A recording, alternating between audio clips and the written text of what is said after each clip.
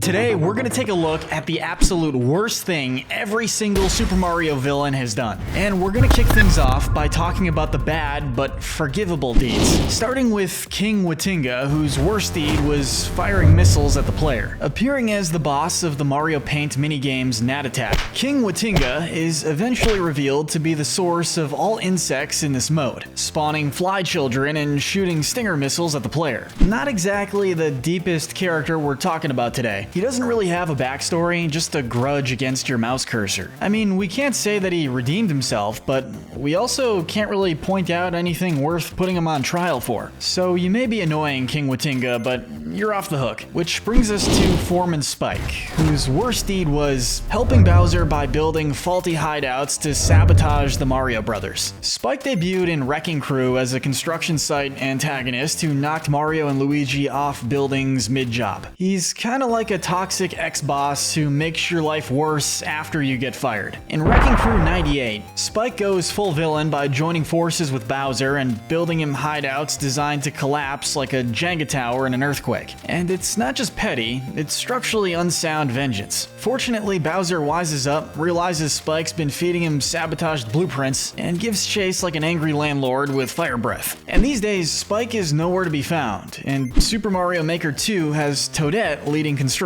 with far more competence and way fewer lawsuits. Now, sliding into weird territory, let's talk about Rudy the Clown, whose worst deed was stealing Dr. Mario's Mega Vitamins to cure his cold. Yeah, his cold. You might remember Rudy from Wario Land 3, where he tricks Wario into collecting magical musical boxes, regains his powers, and then tries to conquer the dimension inside said music box. Classic villain stuff, I guess. But since this is a Mario villain list, we're zoning in on his appearance in Dr. Mario 64, where he swaps out world domination for NyQuil theft. Rudy skips the pharmacy entirely and just straight up steals Dr. Mario's miracle meds because he has a runny nose and zero patience. Sure, being sick is miserable, but so is breaking into a medical facility run by a plumber. Though he doesn't even seem particularly evil in this game. Just congested, cranky, and possibly allergic to common sense. We're not saying he's innocent, but he's more of a sad clown than a sinister force. Now, it's time to address the elephant in the room, or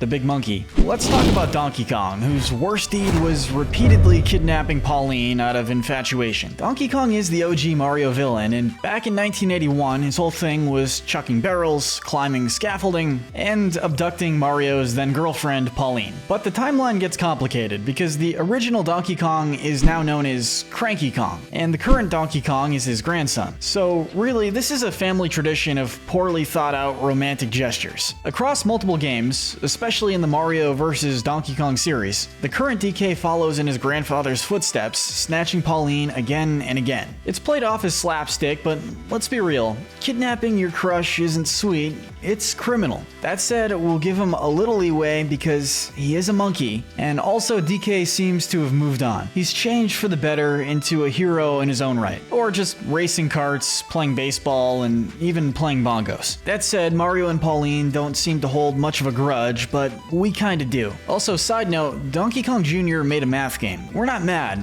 we're just disappointed. But let's segue into Rabbid Kong, whose worst deed was creating a revenge army using corrupted bananas powered by a time washing machine. And yes, you heard that right. Rabbid Kong starts off as a joke boss in Mario plus Rabbids Kingdom Battle. Basically just a goofy version of Donkey Kong with anger issues and less personal hygiene. But in the Donkey Kong Adventure DLC, he returns with a vengeance, supercharged by bad bananas infused with unstable time energy thanks to the time washing machine. It's like he stumbled into a sci-fi GNC and drank the whole shelf. With his new powers, he forms a banana-fueled army to take revenge on the heroes. But here's the twist. In the end, he's defeated and comforted by the squad. He has a full-on emotional breakdown, hugs it out, and by sparks of hope, he's an ally who helps pummel baddies with fan-powered air attacks. So he went from bananas to redemption arc, so we love to see it. Still, anyone who tries to start a banana world war has to be called out. Now let's kick things up a notch and talk about the bad guys who have done worse.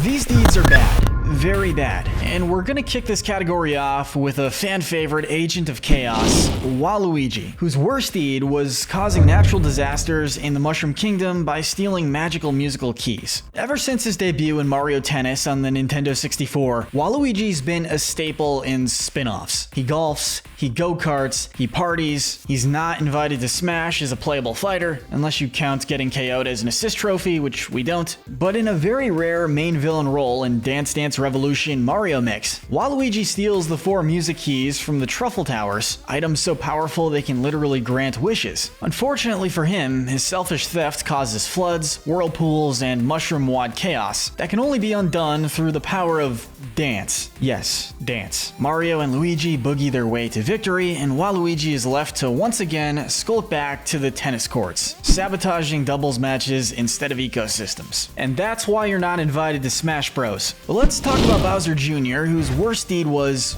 framing Mario for polluting Isle Delfino and getting him thrown in jail. In Super Mario Sunshine, Bowser Jr. goes beyond just attacking Mario. He impersonates him, and we all know that identity theft is not a joke. Millions suffer every year. Disguised as Shadow Mario, he spreads toxic goop across the island, trashes the place, and causes mass panic. Mario gets arrested, put on trial, and sentenced to clean the entire island with a water cannon strapped to his back. And meanwhile, Bowser Jr. just keeps showing up to mess things up worse. Yeah, he's a kid, and sure, he's just doing what his dad told him to. But this level of identity theft and the biohazard level of pollution, this is very bad, and frankly, somebody should take away his Nintendo Switch. But if you think that's bad, wait till you meet Wart, whose worst deed was taking over a dream world and using a stolen dream machine to create his own army. Wart originally appears in Doki Doki Panic, which was later reskinned and released in the West as Super Mario Bros. 2. In it, he invades Subcon, a peaceful dream realm that steals their dream machine to mass-produce monsters. And his plan was to conquer the dream world and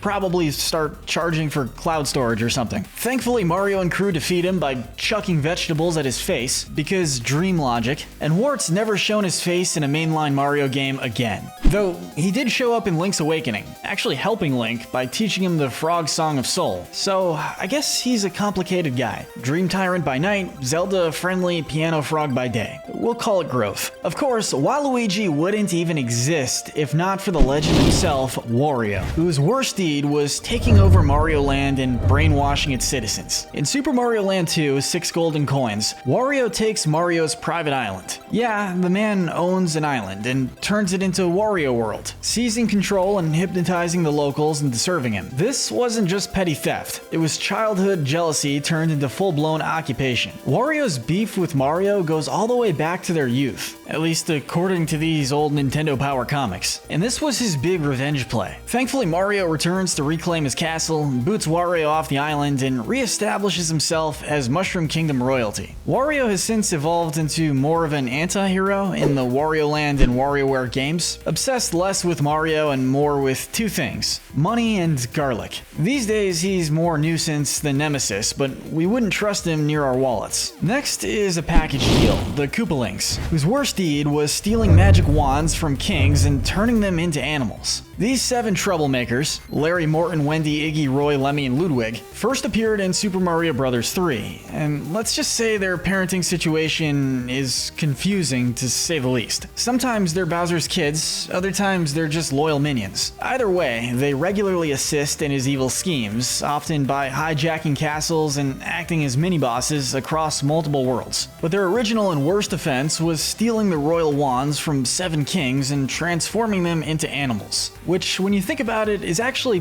pretty messed up. Still, we'll give them a sliver of slack. They're likely just impressionable kids who got too deep into dad's business. We admire their loyalty, even if it means turning monarchs into monkeys. But let's round out this batch with Tatanga, whose worst deed was capturing Princess Daisy and hypnotizing the people of Sarasa Land. This alien warlord takes the spotlight in Super Mario Land, Mario's first handheld outing on the Game Boy, by invading Daisy's kingdom and taking taking control of its 4 regions. He doesn't just kidnap Daisy, he brainwashes her citizens into fighting their own hero. That's not just conquest, it's gaslighting on a kingdom-wide scale. Luckily, Mario defeats him quickly, and I do mean quickly. You can finish the entire game in less than an hour. Tatanga shows up one more time in Super Mario Land 2 working under Wario, but once again, he's defeated in embarrassingly short order. The dude is ambitious, but he's not very good at the whole villain thing. But let's plunge even further down the warp pipe of evilness and talk about villains that we can't excuse in any manner. These are the inexcusably terrible deeds. And we have to start with Kamek, whose worst deed was repeatedly kidnapping baby Luigi in an effort to prevent Mario and Luigi from ever growing up to stop Bowser. Yes, this wand-wielding Magikoopa isn't just a loyal servant, he's a full-blown time-traveling menace. First appearing in Yoshi's Island, Kamek swoops in and rips baby Luigi right out of the sky mid-delivery, like an evil stork hunter. He repeats this move across Yoshi's Touch and Go, Yoshi's Island DS, and Yoshi's New Island, clearly committed to rewriting the Mushroom Kingdom timeline by snatching up infant heroes before they can even crawl. All this, mind you, while acting as Bowser's nanny, showering baby Bowser with whatever he wants and inflating his ego to kaiju-like proportions. Is Kamek smart? Absolutely. But morality-wise, this dude is literally abducting children to help a future tyrant rise to power. It's premeditated generational evil. Now, onto another ghost who really needs a hobby, King Boo,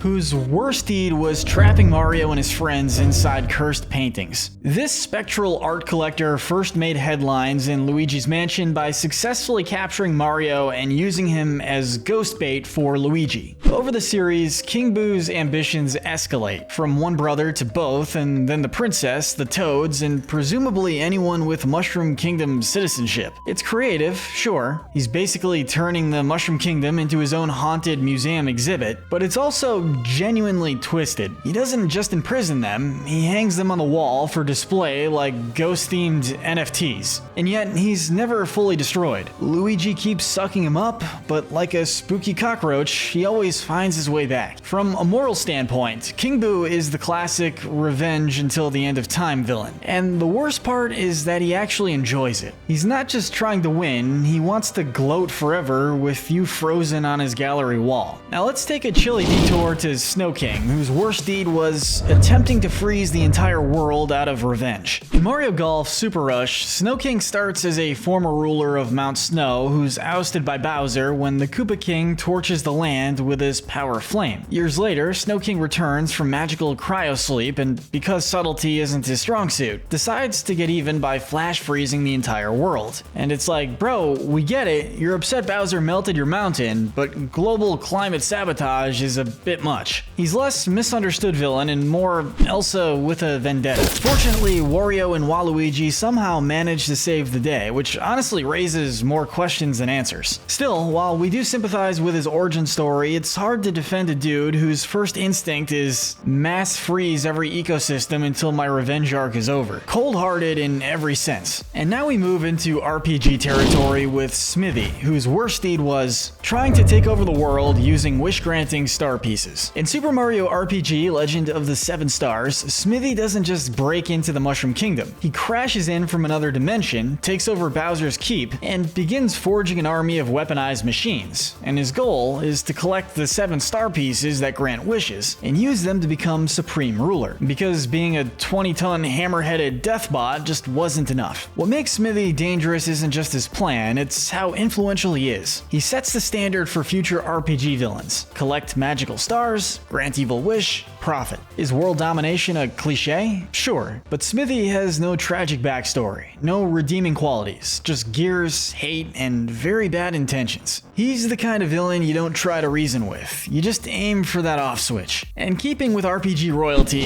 we get to Sir Grotus, whose worst deed was unleashing the Shadow Queen by using Princess Peach as her host. In Paper Mario: The Thousand-Year Door, Grotus leads the X-Nauts in a plan that's both elaborate and deeply disturbing. He kidnaps Peach to lure Mario into collecting the crystal stars, then uses them to awaken an ancient demon. And just to make things worse, the Shadow Queen literally possesses Peach's body. Grotus doesn't flinch, he doesn't panic, He planned for this. His twisted devotion to the mission even leads him to order Tech, the surprisingly lovable AI who helped Peach, to be shut down for good. He's cold, calculated, and willing to throw everyone under the airship just to open a big evil door. The only reason he doesn't rank higher is because the Shadow Queen immediately destroys him, and he somehow survives with just his head intact. I guess that's karma. If you thought dreams were safe, think again, because Antasma's worst deed was attempting to turn the real world into a permanent nightmare. Appearing in Mario & Luigi Dream Team, this bat-like dream demon originally lurks in the subconscious realm of Pillow Island, feeding on fear like a diet-obsessed Freddy Krueger. Once sealed away, he finds a way out through Luigi's dreams and immediately launches a plan to take over both the dream world and reality. And because every Mario villain has a type, he kidnaps Peach too. Unlike Wart, who we kind of forgive for playing jazz in Link's Awakening, Antasma is all terror, no chill. His goal is total domination through psychological torment, and while his existence is ultimately wiped out, it's fair to say Antasma gave Luigi more trauma than any mansion full of ghosts ever could, and probably a lifelong fear of naps. And last in this lineup is Princess Shroob, whose worst deed was invading the Mushroom Kingdom, taking over Peach's castle, and feeding the real Princess Peach to Petey Piranha. And yes, it's as bad as it sounds. In Mario & Luigi Partners in Time, this alien warlord flees her dying homeworld and immediately sets her sights on turning the Mushroom Kingdom into her new nightmare playground. She replaces Peach with an imposter, corrupts the castle, and at one point literally sacrifices the real Peach to a giant carnivorous plant. That's not even a strategy, that's just evil with style. Princess Shroob is ruthless, manipulative, and fully committed to taking over by any means necessary. While some villains want power, Shroob seems to enjoy the cruelty along the way. She's the kind of character who doesn't just cross the moral line, she triple jumps over it and fires a charged shot for good measure. And if you're rooting for her, you're probably eating the wrong kind of mushrooms. Now we've reached the final category, the worst crimes the Mario franchise has ever seen. These villains broke galaxies, shattered dimensions, and at times made us question if Nintendo was still aiming for a family-friendly rating.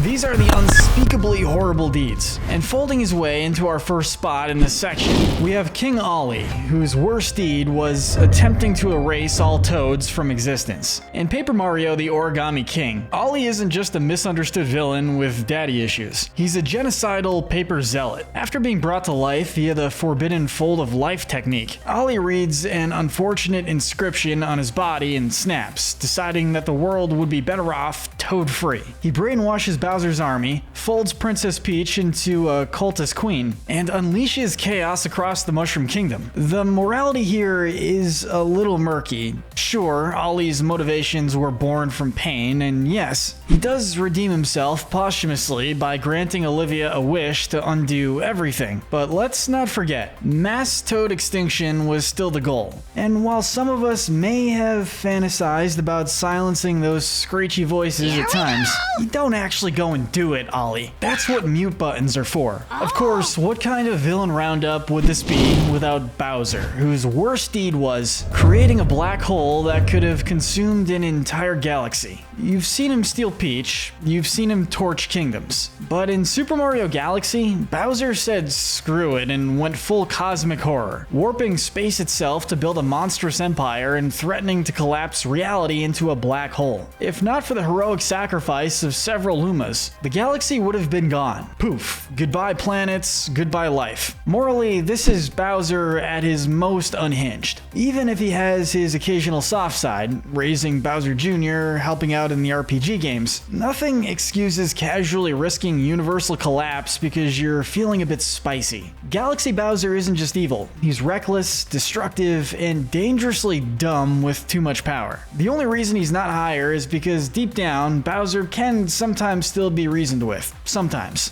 But it's time to get wicked with Cackletta, whose worst deed was stealing Princess Peach's voice to steal steal the Beanstar and destroy 2 kingdoms. In Mario and Luigi Superstar Saga, this Bean Kingdom sorceress isn't content with petty theft or castle invasions. No, she straight up replaces Peach's speech with explosives, reducing royal dialogue to property damage. Then she steals the Beanstar, a wish-granting artifact, and reveals her plan to wipe out both the Bean and Mushroom kingdoms. When defeated, she doesn't give up. She possesses Bowser's body, rebrands herself as Bowletta, and keeps going. This is cartoon villainy with full RPG intensity. Cackletta shows no remorse and is fueled entirely by spite. The exorcism that she receives from the brothers is well earned, and while she doesn't technically get turned into Bean Dip, we'd like to think she's seasoning someone's chili somewhere. And right above her is her erratic hype man, Fawful, whose worst deed was assisting Cackletta and then trying to take over Bowser's body and destroy the world himself. Fawful isn't just a sidekick, he's a full-blown chaos engine. Known for his broken English and bizarre metaphors, Fawful starts off as comic relief but quickly evolves into one of the franchise's most dangerous threats. After Cackletta's fall, Fawful comes back in Bowser's Inside Story and Minion Quest to control Bowser from the inside, use mind control headgear on his army, and once again chase world domination. His last act, a self-destruct sequence to try and take Mario and Luigi out with him. So while Cackletta was power-hungry, Fawful was persistent, unstable, and knew what he was doing. Morally, he's an agent of pure entropy, the Mushroom World's version of the Joker in a flying pod. And speaking of pure evil, next is Zocket, whose worst deed was resurrecting Reclusa to drown all worlds in solitude. In Mario and Luigi Brothership, Zocket acts as the puppet villain, spreading a force called Gloam across the world and seeking to awaken an ancient destructive entity. And sure enough, plot twist, Zocket is that entity. Reclusa using the body of Cosette as a host to manipulate the living. It's possession, deception, and apocalyptic level planning all rolled into one dark, gooey nightmare. He doesn't just want to win, he wants to end connection itself. If Reclusa is nihilism incarnate, Zocket is the mouthpiece, infecting the world like a virus. When he's finally destroyed, Cosette is freed, but the damage, thematically and morally, lingers. From Soul Rot to Soul Pain, next is Count Bleck,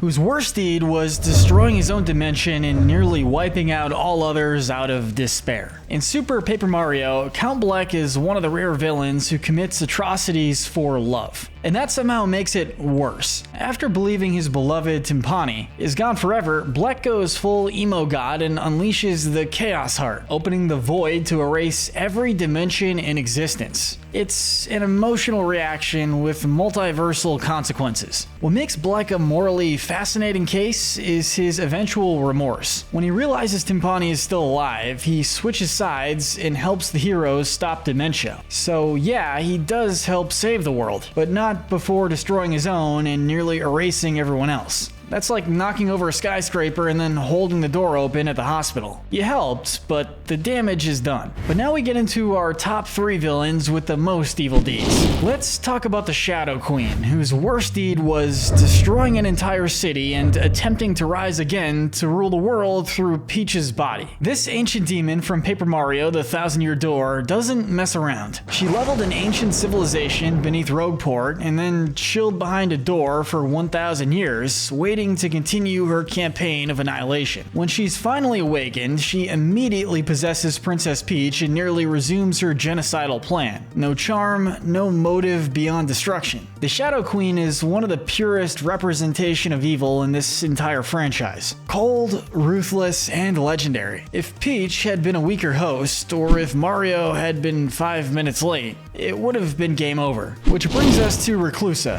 whose worst deed was destroying multiple worlds by severing their interdimensional bonds. If Zocket was the puppet, Reclusa is the puppet master, an ancient being who thrives on loneliness, misery, and detachment. His method of conquest is haunting, disconnecting worlds from each other so completely that they fade into oblivion. It's not fireballs or armies, it's isolation as a weapon. And that's pretty dark. As the true mastermind behind Brothership, Reclusa's fingerprints are on every tragedy in the game. While he ultimately loses to Mario and Luigi, the scars left behind by his actions make him one of the most successful villains that we've seen. Destroying worlds isn't just a plan, it's his hobby. And finally, we get to Dementia, whose worst deed was manipulating others into helping him destroy all dimensions in existence. At first, he's just Count Bleck's jester, but by the end of Super Paper Mario, Dementio reveals himself as the true big bad, manipulating Bleck, twisting events behind the scenes, and merging with the Chaos Heart to become a godlike nightmare bent on obliterating the multiverse. He even brainwashes Luigi into becoming Mr. L, turning the ultimate good guy into a villainous puppet. Unlike Bleck, Dementio never regrets, never apologizes. His morality is a blank void. He sees existence as a stage to burn for his own amusement. The fact that he puppeteered everyone else's evil and nearly got away with it is what really makes him number one. Dementio isn't just the worst Mario villain. He might be one of the darkest characters in Nintendo history. And that's saying a lot for the company that made the Haunted Piano.